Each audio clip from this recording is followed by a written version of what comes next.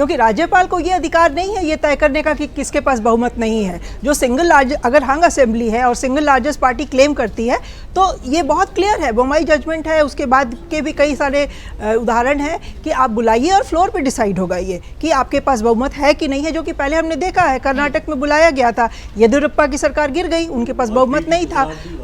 उत्तराखंड में भी हमने देखा था। तो ये मामला राजभवन में नहीं सेटल हो सकता है, ये फ्लोर ऑफ द हाउस पे सेटल होना चाहिए। लेकिन राज्यपाल बार बार उनको वापस भेज रहे थे। लीगली एक तरह से कह लीजिए तो राज्यपाल भी अपनी तरफ से बिल्कुल गलत नहीं थे, क्योंकि जहाँ तक मेरी जानकारी है वो आप कंफर्म कर लीजिएगा, जो विजय ने चिट्ठी दी थी टीवीके की, उसमें उन्होंने 120 एमएलएस का सपोर्ट क्लेम किया था, लेकिन सिग्नेचर सिर्फ उन्होंने 116 के नहीं 116 के दिए थे।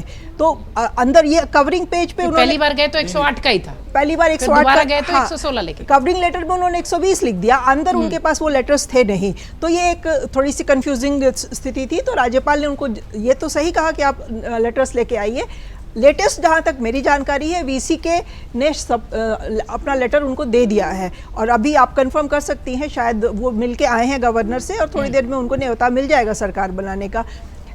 तमिलनाडु की पॉलिटिक्स एक बड़े ही इंटरेस्टिंग दौर से अभी गुजर रही है। इनफैक्ट मुझे तो लगता है कि इवन बंगाल से ज़्यादा इंटरेस्टिंग तमिलनाडु हो गया है, क्योंकि जो हम पिछले 65-66 सालों से देख रहे थे, जो कि द्रविडियन पॉलिटिक्स आसपास जो पॉलिटिक्स घूम रही थी, वो सडनली वो एक साइड बन गया है। वो जो दोनों पार्टियां डीएमके और एआईएडीएमके एकदम मिरर इमेज एक दूसरे की हुआ करती थी, और उन दोनों के बीच में ही सत्ता का बंटवारा हुआ करता था। उसमें तीसरा कोई भी बिल्कुल इनकॉन्सिक्वेंशियल हो जाता था। वो चीज अब बदल गई है। एक जो स्पेस थी नॉन द्रविडियन पॉलिटिक्स की, विजय ने उसको पहचाना, उनकी एक्यूमेंट कही है, और उस वैक्यूम को बिल्कुल इतनी मजबूती से भरा है कि अब वो इस एक स्पेस है जो नॉन द्रविडियन पॉलिटिक्स का, उसको एक आवाज मिलेगी तमिलनाडु में। और जहां तक कांग्रेस की बात है, डीएमके तो झूठ मूठ का रोना रो रही है कि बैक स्टैब कर दिया।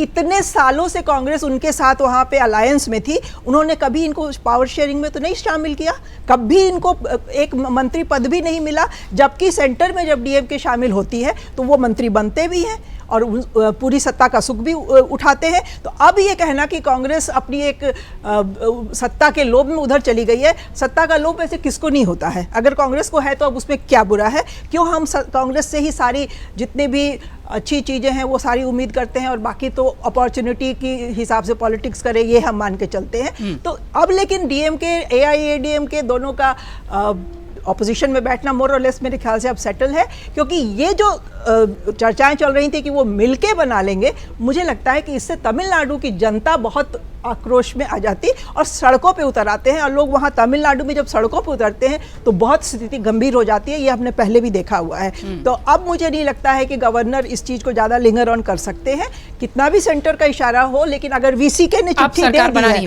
हाँ, अगर वीसीके ने चिट्ठी दे दी है, जो कि मेरी जानकारी के हिसाब से दे दी गई है, 2 उनके एमएलए हैं, दोनों ने चिट्ठी दे दी है, तो इनके पास नंबर अब पूरे हो गए हैं और इनकी सरकार मंडे तक मोस्ट प्रॉब्ली मेरे ख्याल से बन ही जाएगी। अगर आप ये वीडियो YouTube पर देख रहे हैं तो हमारे चैनल को सब्सक्राइब कर बेल आइकन दबाएं, और Facebook पर देख रहे हैं तो हमारे पेज को लाइक करें।